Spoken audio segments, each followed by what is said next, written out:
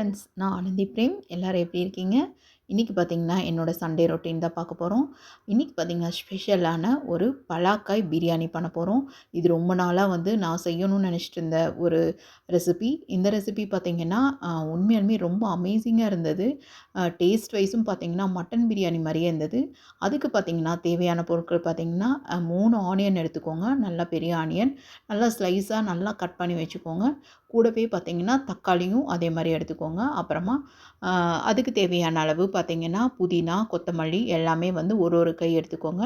இது பாசுமதி ரைஸில் நான் பண்ணலை, ஜீரக சம்பா ரைஸில் தான் பண்ணினேன். இப்போ பார்த்திங்கன்னா நம்ம இதெல்லாமே எடுத்து வச்சுக்கலாம். இதுக்கு இஞ்சி பூண்டு விழுது வேணும். அதனால் இந்த ரெசிபி பார்த்திங்கன்னா இஞ்சி பூண்டு விழுதும் நான் உங்கள்கிட்ட ஷேர் பண்ணுறேன். இது எல்லாமே ஒரு கப் எடுத்திருக்கேன். கூடவே 2 பச்சை மிளகா, மஞ்சத்தூள் 1 டீஸ்பூன், கல் உப்பு பார்த்திங்கன்னா 1 டீஸ்பூன் போட்டுட்டு ஒரு 1/4 கப் அளவுக்கு எண்ணெயும் போட்டுட்டு நீங்கள் ஃபைன் பேஸ்ட்டாக அரைச்சி எடுத்து வச்சுக்கோங்க பாட்டிலில். இது என்னோடய ஃப்ரெண்டு தான் சொன்னான். இந்த உண்மையாலுமே இது கொஞ்சம் டிஃப்ரெண்ட்டாகவும் இருந்தது, ரொம்ப நல்லாவும் இருந்தது. ஒரு மாதிரி டேஸ்ட் வைஸும் பார்த்திங்கன்னா அந்த பச்சை மிளகாயோட ஸ்மெல்லும் வர்றப்போ ரொம்ப ரொம்ப டேஸ்டியாக இருந்தது. இந்த இஞ்சி பூண்டு விழுது மஸ்ட்டாக இதுவும் ட்ரை பண்ணி பாருங்கள்.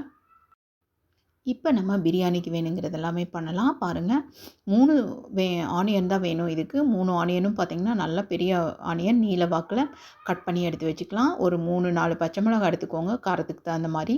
அதே மாதிரி 2 தக்காளி எடுத்துக்கோங்க. அப்போ தான் ரொம்ப சூப்பராக இருக்கும். அதே மாதிரி ஃபைனாக கொத்தமல்லியும் புதினாவும் கட் பண்ணி வச்சுக்கோங்க. அதே மாதிரி பலாக்காய் பார்த்திங்கன்னா இந்த மாதிரி ஒரு பாக்கெட்டே 250 கிராம்ஸ் அது. அதையும் கட் பண்ணி வச்சுக்கோங்க கழுவி எடுத்துகிட்டு. இப்போ ரைஸ் பார்த்திங்கன்னா ஒரு 10 நிமிஷத்துக்கு முன்னாடியே நம்ம 2 கப் அளவுக்கு ரைஸ் ஊற வச்சுட்டேன் நான். பாசுமதி ரைஸு ஊற வச்சுட்டு பார்த்திங்கன்னா கழுவி எடுத்துகிட்டு அதை ஊற வச்சு எடுத்துருங்க. அப்போ தான் உங்களுக்கு ஒரு 2 விசில் விடுறப்பவே பார்த்திங்கன்னா அவ்வளோ சூப்பராக உங்களுக்கு நல்லா வெந்திருக்கும். இல்லைன்னா ஒரு மாதிரி விதையாக இருக்கிற மாதிரி இருக்கும். இப்போ பார்த்திங்கன்னா நம்ம பலாக்காய் இருக்குது பாருங்கள், அதை ஃப்ரை பண்ணிட்டு தான் நம்ம பிரியாணியில் சேர்த்தணும். அதுக்காக நல்ல ஒரு கடாய் எடுத்துகிட்டு அதில் ஒரு 2 டீஸ்பூன் அளவுக்கு எண்ணெய் போட்டுட்டு இந்த பலாக்காயெல்லாம் சின்ன சின்ன துண்டுகளாக கட் பண்ணி எடுத்து அதை நீங்கள் நல்லா ஓரளவுக்கு ஃப்ரை பண்ணால் போதும். ரொம்ப ஃப்ரை பண்ணணும் அப்படிங்கிறது இல்லை. ஓரளவுக்கு ஒரு 2-3 நிமிஷத்துக்கு பார்த்திங்கன்னா லோ ஃப்ளேமில் வச்சே நல்லா ஃப்ரை பண்ணி எடுங்க. பாருங்கள், இந்த பதத்துக்கு போதும். ரொம்ப ஃப்ரை ஆகணும் அப்படிங்கிற அவசியம் இல்லை. இப்போ இதை தனியாக எடுத்து வச்சுட்டு இப்போ நம்ம குக்கர்லேயே தான் நம்ம இந்த பிரியாணி பண்ண போகிறோம். இப்போ இந்த கடாயில் பார்த்திங்கன்னா ஒரு 2 டேபிள் ஸ்பூன் அளவுக்கு ஆயில் போட்டுட்டு அது கூடவே பார்த்திங்கன்னா ஹோல் கரம் மசாலா எல்லாமே போட்டுருங்க.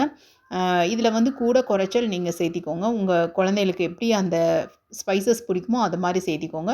நம்ம இது கூடவே பார்த்திங்கன்னா இப்போ 3 ஆனியன் கட் பண்ணி வச்சோம்ல நீல வாக்கில், அதை போட்டுருங்க. இதை நல்லா ப்ரௌன் கலரில் நம்ம ஃப்ரை பண்ணி எடுக்கணும். பாருங்கள், இந்தளவுக்கு நல்லா ப்ரௌன் ஆகணும். அப்போ தான் அந்த பிரியாணிக்கு நல்ல ஒரு டேஸ்ட் ஃப்ளேவர் கிடைக்கும். இப்போ ஒரு 2 டீஸ்பூன் அளவுக்கு ஜிஞ்சர் கார்லிக் பேஸ்ட் போட்டுக்கலாம். அப்புறமா தக்காளி கட் பண்ணி வச்சதையும் அதையும் ஆட் பண்ணிக்கோங்க.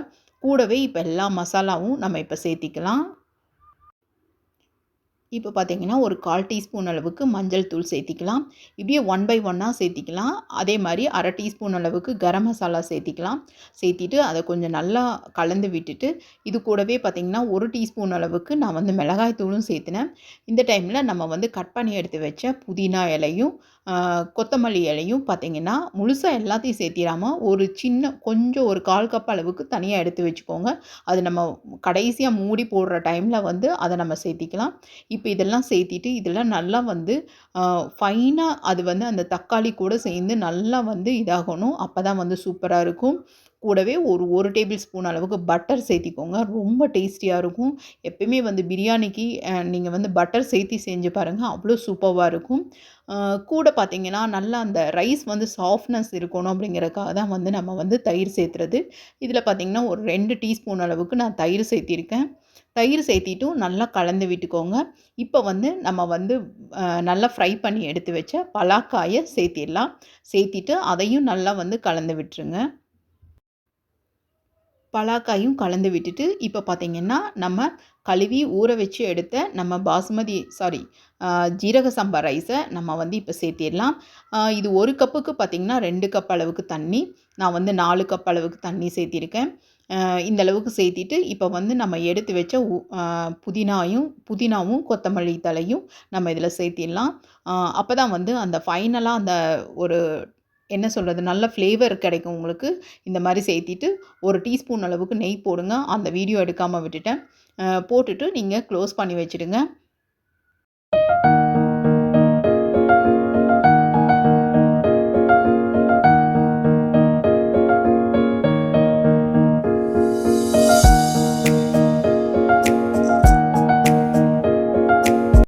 நம்ம வந்து இப்போ பார்த்தீங்கன்னா, நமக்கு விசில் வர்றதுக்குள்ளார பார்த்தீங்கன்னா, நம்ம கிச்சன் கவுண்டர் டாப்பும் வந்து க்ளீன் பண்ணி எடுத்துடலாம்.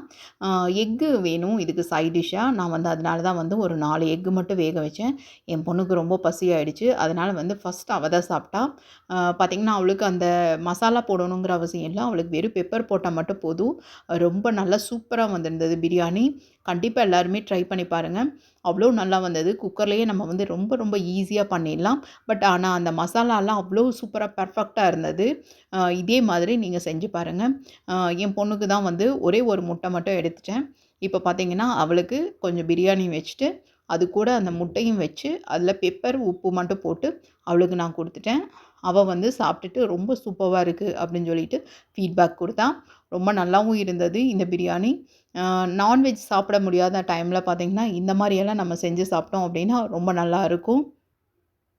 இப்போ நம்ம மசாலா முட்டை பண்ணலாம். இதுக்கு பார்த்தீங்கன்னா, 1 டீஸ்பூன் அளவுக்கு எண்ணெய் போட்டிருக்கேன். அதில பார்த்தீங்கன்னா, கொஞ்சோண்டு மிளகாத்தூள், அப்புறமா கொஞ்சம் கரம் மசாலா, மஞ்சத்தூள் போட்டுட்டு, உப்பு போட்டுட்டு, நல்லா முட்டைய லைட்டா ஃபோர்க் ஸ்பூனில வந்து நீங்க ஓட்டை போட்டு அதில ஃப்ரை பண்ணி எடுத்திங்கன்னா, சூப்பரா வந்துரும். அதுதான் நான் வந்து மத்தியானம் லஞ்சுக்கு வச்சு எடுத்து சாப்பிட்டது. ரொம்ப ரொம்ப டேஸ்டியா இருந்தது. என்னோட சண்டே மத்தியானம் லஞ்ச் பார்த்தீங்கன்னா, இந்த பலாக்காய் பிரியாணியோட முட்டை வச்சு சாப்பிட்டதோட என்னோட மத்தியானம் ரொட்டீன் முடிஞ்சிடுச்சு.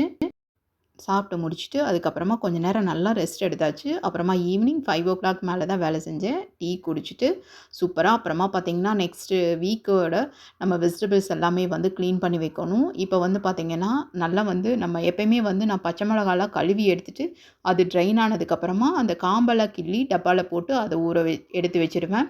அதே மாரி தான் கீ எனக்கு தீர்ந்துடுச்சு. அதனால பட்டர் வாங்கிட்டு வந்துட்டு, கீ காய்ச்சியாச்சு.